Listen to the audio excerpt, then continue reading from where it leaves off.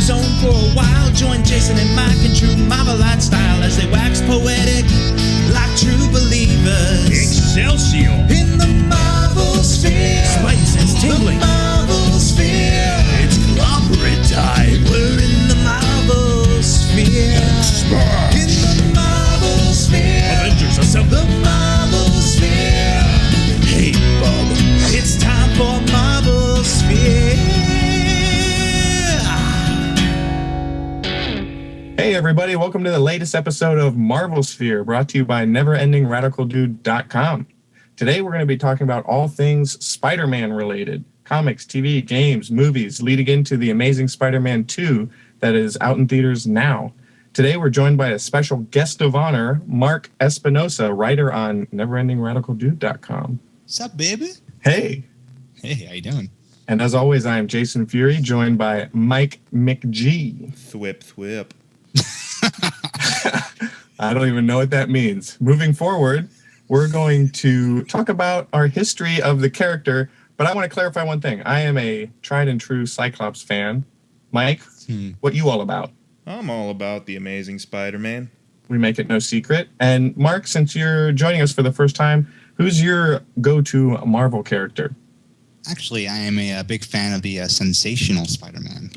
Oh, I was thinking you were going to go with 2099. Miguel, what's his name? O'Hara? Ferreira? O'Hara. I don't know. Well, that's cool. So you're saying I'm surrounded by two Spidey freaks. You are up to your webs and Spidey freaks. Well, there's only one way to settle this. The three of us are going to go pop in a copy of Marvel vs. Capcom 2 on the Sega Dreamcast and see who's boss. I call Cyclops and Nathaniel Summers. Who is the girl with the little bat wings coming out of her head? Because I want to be her. Morgan. Oh, damn. Also nice. from Darkstalkers. Oh, man, I have a Darkstalkers obsession or something. Okay, well, we'll do that later. Fine. Let's jump into it. Let's get here. Okay, Spider-Man. let's do it. Okay, Yes. Spider-Man. I'm going to start with you, Mark, since you're our guest. Give us a little background on your experience with the old Spidey. Well, he was the first character I ever got into, so I have been obsessed with him ever since. You know, every cartoon, every comic, every video game, everything that came along, the Underoos, I just had to have it with Spider-Man, his face on it. Two-part question. Oh. Question part A. Okay. Do you have Spider-Man bed sheets? I do not anymore. I'm strictly Cowboys and Indians right now. Nice. Good phase. Yeah. Good phase to be in. Part B of my two-part question. Mm-hmm. Do you not like anything about Spider-Man? What rubs you the wrong way? What kind of Spidey thing just gets you not tingling? Well, nice. Well, I guess if I had to pick something, I think the whole retcon, Peter Parker making a deal with the devil, changing his life, not being married to Mary Jane anymore. Mm-hmm. I kind of feel like that was a bit of a cop-out, if you ask me. So, I mean, he's got a good track record with me. I dug the clone story, big and everything. Just that, for some reason, I didn't sit well. Didn't sit well. Right on. And Mike, I know you're a huge Spidey fan, so give us a little breakdown of your Spidey experience. I think the first Spider-Man story I ever read was actually Maximum Carnage. And I'm like, man, this is pretty graphic for superhero stuff. Like, I'd only known, like, chintzy 50s Batman stuff my dad kept around. So I'm just like, oh, wow, people die. This is great. And then I actually followed, what was his name? J. Michael Straczynski stuff for a while when he was doing, the spiritual spidery stuff inside us all, like that type of narrative. And did you like that? I liked parts of it. Like, I actually did kind of like the totemistic aspect of reaching into Spider-Man's soul and figuring out around the Civil War time when One More Day showed up, that's when it lost me. Yeah, I mean, I dug the whole concept that Spider-Man was a pure animal like superhero, and all his villains were cheap imitations, like a rhino, an octopus, a lizard, a chameleon. They were wannabes, whereas Spider-Man was like a pure animal, human superhero thingamajigger. Thingamajigger. Can you define that? Oh yes, it's when someone is part animal and part human. Nice. Yeah, it's interesting. Cool. Well, I think that's a good segue into the comic book universe. I guess I should delve into the kind of Spidey fan I am. I'm kind of guilty. I'm a big X-Men fan. first I and knew foremost. it. I knew it. Yeah, it's all X-Men. So obviously when he brushed up against the X-Team and was with the X-Men, I really dug it. And I also liked the cartoon that ran parallel to Fox's X-Men cartoon. That was pretty solid to me. That's kind of what reeled me in. And I got to admit, we'll get to this in a little bit, big fan of the Sam Raimi Spider movies. I'm one of those guys. Like, I like the character. I was interested in him. And then when those movies hit, I was sold. And then I just started eating all things Spider-Man after that. So Mike, Mark, you guys want to talk about the latest happenings in the Spidey comic universe? Some of the big revelations. Now, there's some spoilers ahead. So for the uninitiated... Spoiler sense tingling. First of all, get with it. Go to your comic book store, pick up a comic book. It's all out there now. Yeah. WITIT. Get with it. Get with it. Okay, so Mark, what happened exactly in the past year and change in the Spider universe? Well, I mean, we're still recovering from the whole Superior Spider-Man situation, which I think Mike did an excellent job of summing up. Actually, do you want to jump in and kind of give us a rundown on that? Yeah, Since you reviewed it on neverendingradicaldude.com. Plug. So Dan Slott, the writer for Spider-Man for about a year and a half, 2 years now or so, he went about ripping off the host. I'm really sad that I know that. And he had Dr. Octopus, longtime Spider-Man villain, swap brains with Peter Parker and inhabit his body and take over his memories and everything like that. But Peter Parker, before he dies in Dr. Octopus's dying body, imbues him with power and responsibility lessons hardcore in like a split second. So Doc Ock ends up becoming a Spider-Man-ish, figure in his own mind, but he wants to be a better Spider-Man, a superior Spider-Man. So he goes about I get it. Trying to do it. Hint, hint. Right. And we will leave a pause here so you guys can all go look up Imbue on your phone app. Mark, how do you feel about all that? Do you think that was a good idea for the comic book universe? Was that a good way to not only treat longtime fans, but like people that don't know a lot about Spider-Man? Well, I say this to a lot of people that I hated and loved that book. I wanted Spider-Man to come back, but I was enjoying every moment of him not being there, which is weird to say. So, I mean, if the goal of it was to get people excited about a book again and just really appreciate the character instead of taking it for granted, I think it really did a good job of that. It was definitely like a different approach to a Spider-Man book because we got to see it from the outsider perspective of one of his villains who's like, man, this guy, like, he's never done anything. Like, that was the main thing for Doc Ock. He's never done anything to improve his life with his abilities. Yeah. He's always kind of just been reactionary. He's like, he could have done this. He could have done that. He could have pursued his degree in college like I'm going to with him. And I will say, approaching it as someone that's not as big as fan as you two are, I definitely, I'm at the comic shop every Wednesday, so I definitely was interested in it. There was a lot of hype surrounding Spider-Man. Yeah. So I wanted, which is something you haven't had in a while. I mean, a lot of people just like heated debate and speculation online about where's Peter Parker, when's he coming back? Is he really dead? Like people talk about the comic, but they weren't talking about it as feverishly as they were for the past year. Right. It's great. So I will admit that I had picked up at least a handful of books, maybe 10, 15 books throughout the past year and a half from Spider-Man because it just was interesting. It sounded like it was a cool wave to be on, and it sounded like they were, like you said, doing something different with the character. And basically what that run did was kind of reset things for new readers, essentially, with like the Amazing Spider-Man relaunch. Because essentially he's back to square one. Peter Parker regains control of his body. Doc Ock makes the ultimate sacrifice. And he's like, oh, this is what being a hero is all about. And relinquishes the mantle of Spider-Man to Peter again. But he's left him this world of trouble with all the questionable things he did as Spider-Man. Now he's got to deal with the fallout. And Mark, I really liked what you said. You reviewed Peter Parker's comeback on the website, and you had mentioned that you liked the fact that this is a good time for new readers and loyal fans alike, because if you're a new reader like me, you can be kind of learning all the new things that Doc Ock did to Spider-Man while he was in his body, and you're kind of discovering it with him.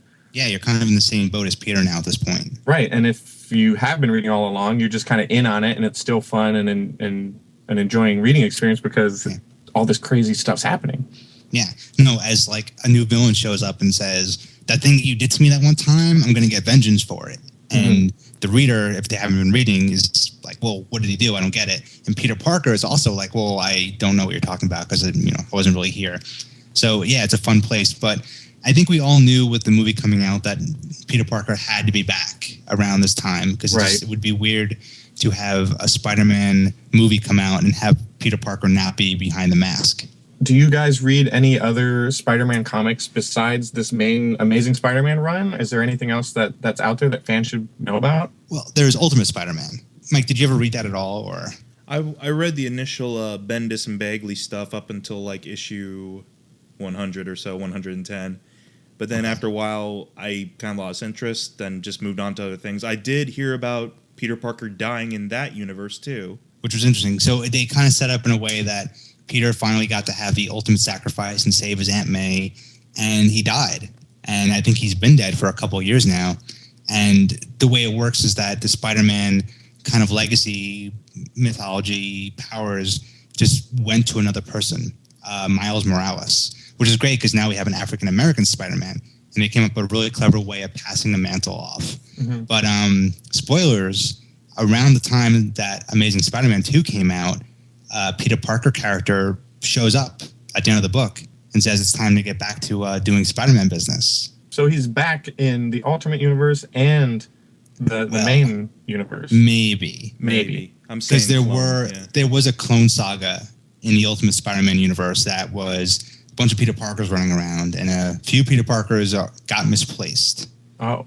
Mm-hmm. Yeah. So I think this is going to be, you have the Peter Parker coming back in the regular Marvel universe, the 616, but then I think the Ultimate Universe is going to be a kind of slap in the face of that, where you're going to have Peter Parker come back, but it's going to be a douchey version of him. What about you, Mike? Anything else besides the main runs with comics, or you've been sticking true to the main run? Well, I'm trying to catch up now with the Amazing relaunch. I was following, I'm sad to see it come to an end, the Scarlet Spider series by Yost. I was actually enjoying that's ending. Oh, I didn't know that. The Scarlet Spider this time around, it's another one of Peter's clones, Kane from the Clone Saga, the part 2 back in the 90s. But he moved to Texas and tried to get away from it all, but ended up finding adventure and crime there, and took on a couple of heavies like Kraven the Hunter and things like that. But I guess the series is ending, but I think he's going to be showing up in New Warriors. Oh, nice. The New Warriors book. The New Warriors or the New Warriors? The newest Warriors. The Nouveau Warriors, yeah. The Newman Warriors.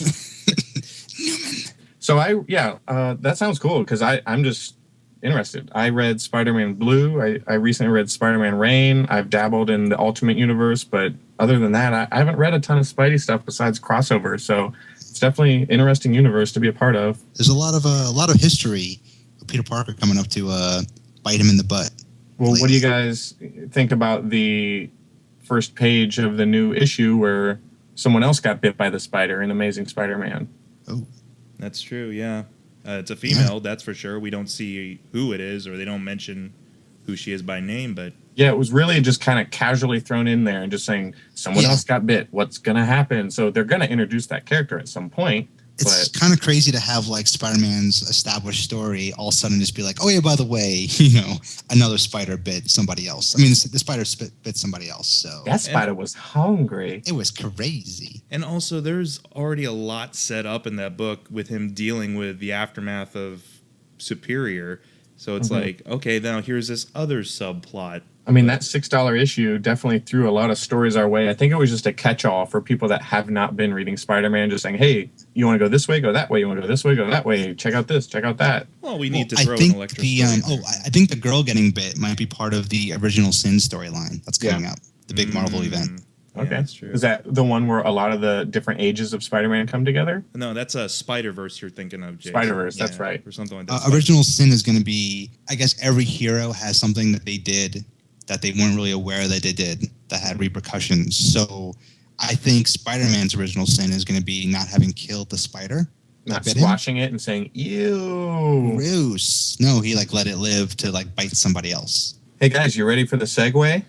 Hell yeah, I'm ready for the segue. You ready for the segue, Mark? Baby, I'm always ready for the segue. You know what I'm saying? All right, let's get this segue going. Yeah. That pretty much sums it up for the comic book universe. Sounds like there's a lot of exciting things happening. I think it is well worth visiting your comic book shop to go see what's going on in the Spider-Verse in comics. It's very interesting. Moving forward, I think we should talk about the other various media that Spider-Man graces, such as there's a lot of cool games. I think the best Spider-Man game I played, I actually was a late bloomer to the original PlayStation, and I remember the Spider-Man game simply called Spider-Man. Yeah, that was PlayStation 1, I think. Right? That was PlayStation 1, or if you're cool, you call it PlayStation X, but that's all right. Oh, geez, I never even heard that, so... Okay. That was fun, and it was really condensed, but I definitely, the movie game Spider-Man definitely was the first time I was like, wow, this is like, I feel like Spider-Man. It's just not, it's not cool. I mean, it's cool, but does anybody understand what I'm saying? No, I get it. Not at all. The Spider-Man game I enjoyed the most, well, I remember back in the old SNES days with Maximum Carnage, just like button mashing and trying to get past bosses and stuff and calling in Captain That was a America. Side-scroller, right? Yeah, that was a side-scroller one, yeah. I like that one, but also Spider-Man 2. I had it on I think GameCube. That was the movie tie-in for Spider-Man 2, and then I think that was the first time you had a full New York City that you could explore and web swing through and do crazy stunts off cars and traffic and things like that. And awesome. You could take your time. You didn't have to go from Objective 1 to Objective 2 or anything like that. You could just explore. Yeah, nice. A predecessor to Arkham City and all those other games. Yeah, I mean, I played some of the games, but I really can't tell you anything about them. You just dabbled. It happened. You're a dabbler. A lot of Mountain Dew and Doritos fogs the memory. Yeah, tab. What about the TV show? Like I mentioned before, I love the Fox animated Spider-Man. What did you guys think of that? Yeah, that was great. I think, didn't it even have an X-Men crossover at some point? Yeah. No, those were good. And then there was that Neil Patrick Harris one, the CGI one that aired on MTV. That one was very solid. Yeah, I like that one. I dug it. The CG will probably age a bit over the years, but it was funny, witty, great action, really solid writing. Those were great. When you got Bendis as one of the consultants on it, it's it's going to be pretty solid. That helps. There was the Spectacular Spider-Man, which I actually have never watched, and I hear there's a Blu-ray set out now of the complete series, which I was thinking about picking up. It is also on the Netflix, if you're interested. It was an interesting premise that Peter Parker goes to an alternate dimension where it's pretty much people are at war with animal hybrids. I don't know, and there's he's trying to find the symbiotes. It's weird, but I think it's a cool idea. That's Spider-Man Unlimited, I think. Yes, that's what that is. Oh, got it. You're right. Yeah. I'm talking Jason, about, what are you talking about then? Basically, everyone listening, we don't know anything. Yeah.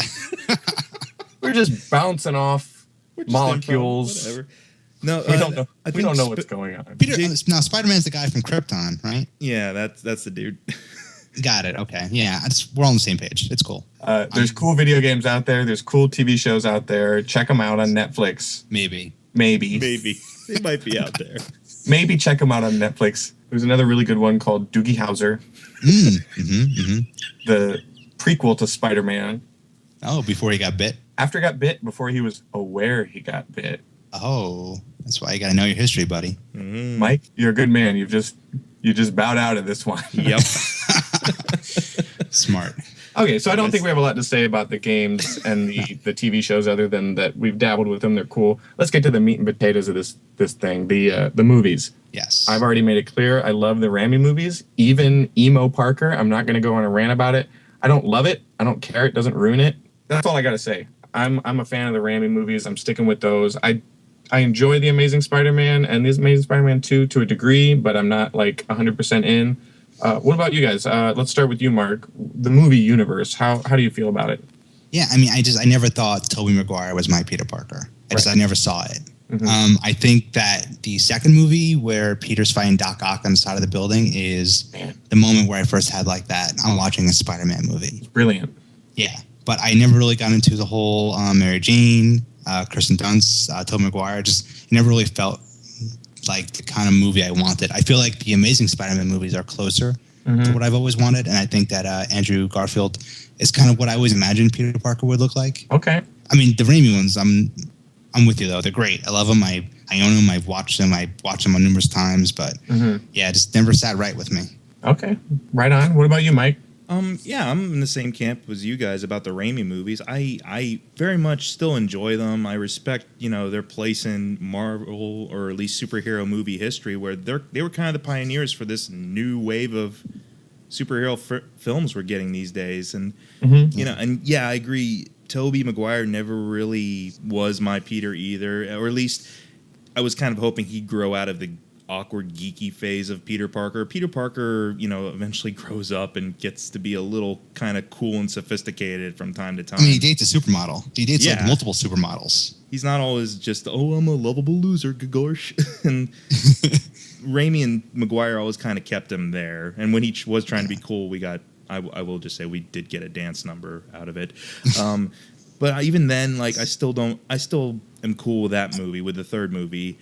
I did initially think rebooting 5 years after 5 years after Spider-Man 3. Spider-Man's not really in trouble. It's not in Batman and Robin territory. It's not in that desperate need of a reboot.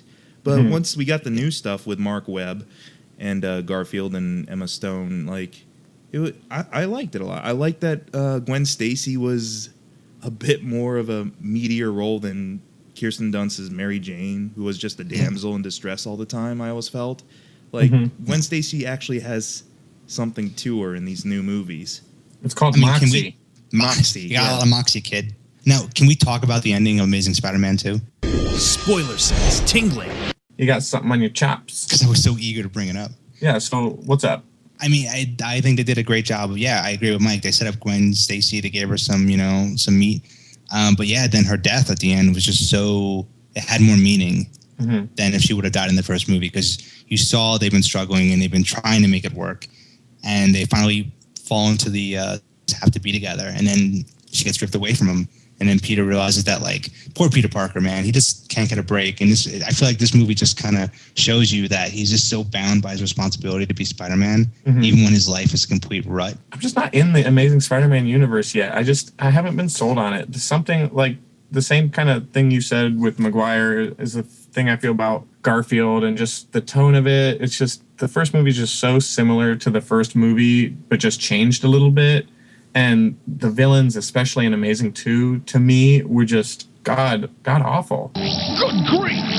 It's the negative zone. On the first movie, that is kind of the curse of always having to be the origin story part of it, is that you're like, I know this story already. Yeah. How many different ways can you tell me it? And you don't have to, though. You can do what Man of Steel did and just kind of allude to it. And they went the opposite route. They just did the origin all over again. I think that after 5 years of Spider-Man being so close to coming out, we don't need to see the origin again. Right. But that's an old argument.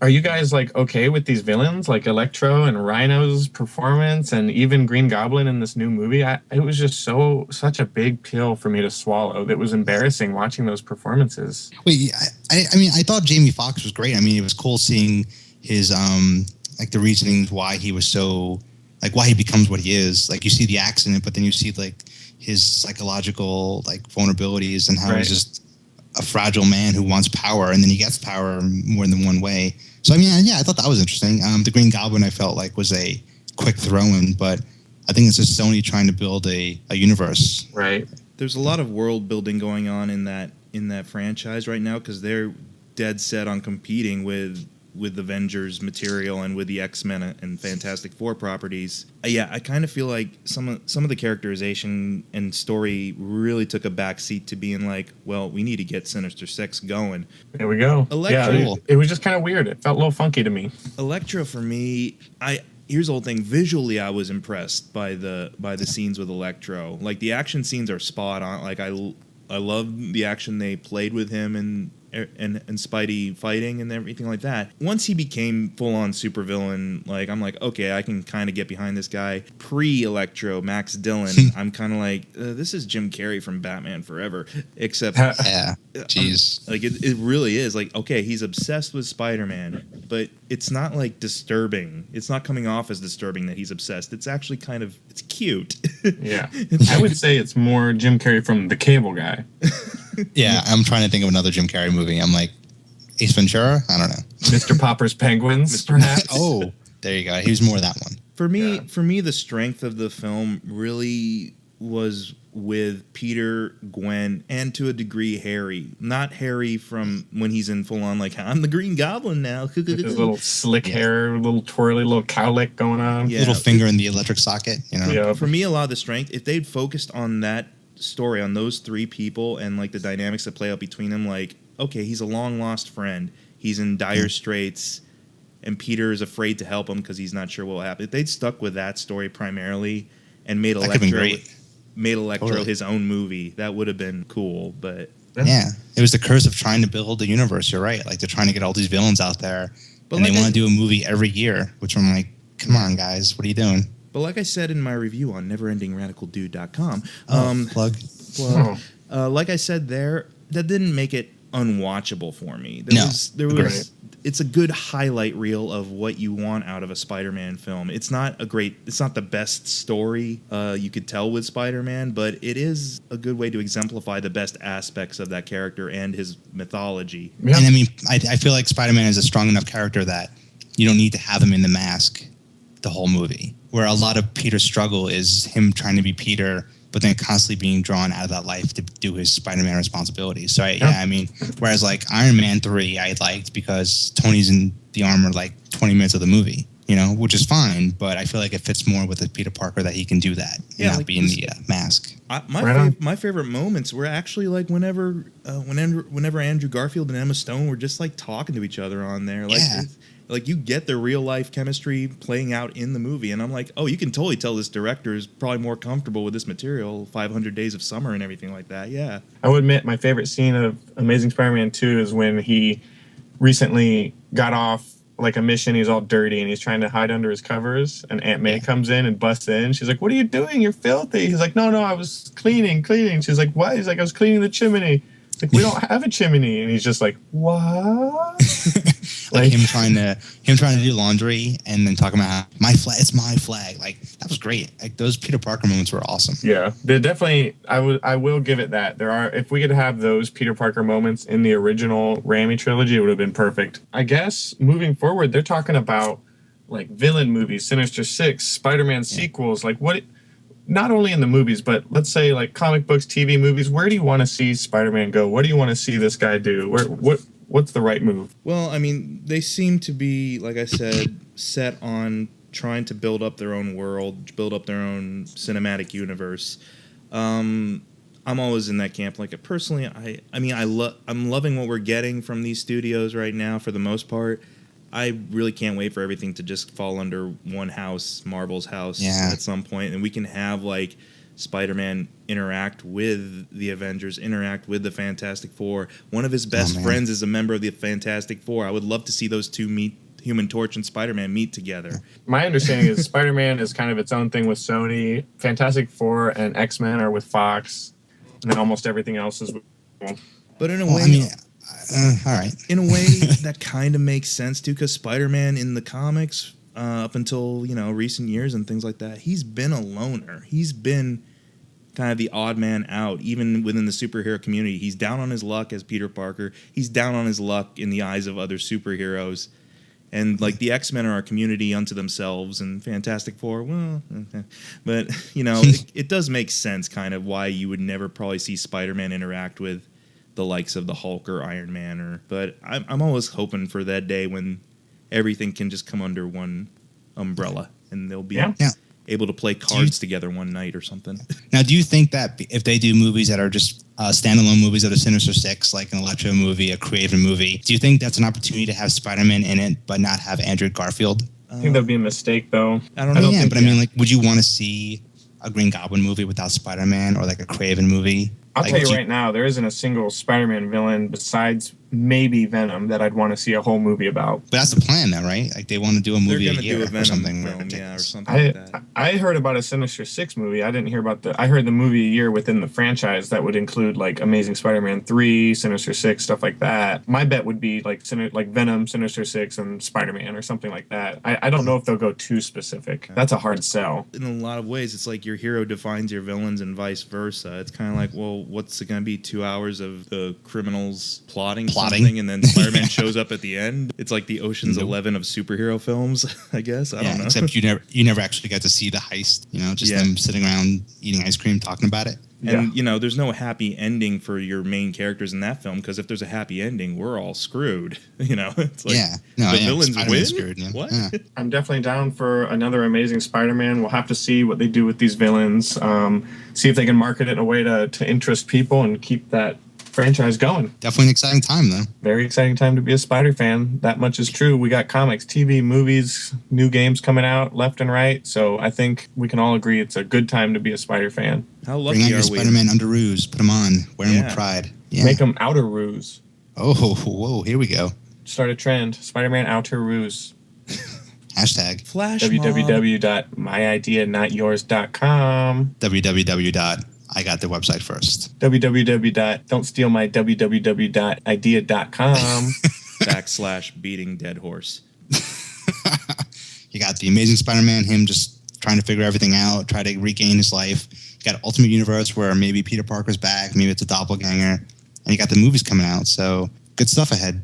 Right on. Definitely. I'd definitely say, check out the relaunch of Amazing Spider-Man. Go back and check out some of Superior Spider-Man's issue. And also a lot of the Superior Spider-Man team up, Superior Foes of Spider-Man, things good like stuff. that. Yeah, lots of good reads out there. But also with the movie, I'd say it's worth checking out Amazing Spider-Man 2 once, and then maybe coming back to it and checking out parts here and there of it here on in. I'm hoping the third one can shape things up a lot better and carry the story forward. Yeah, and I'll be sniffing out the comics from time to time at the shop, and I'll be keeping an eye out for any new shows or games. And I'm definitely interested in more of the movies. I'm not I might hate on it a little bit, but I'm definitely gonna buy a movie ticket for it and go see it. So I think we're just gonna have to let time tell if it's gonna be a good franchise or if they're just gonna reboot it in another 5 years.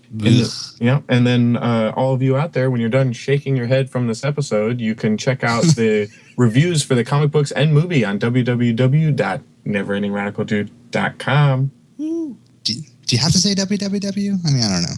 Because of the joke before. Oh, I forgot all about it. Later, everybody. Bye, guys. All right. Face front, true believers.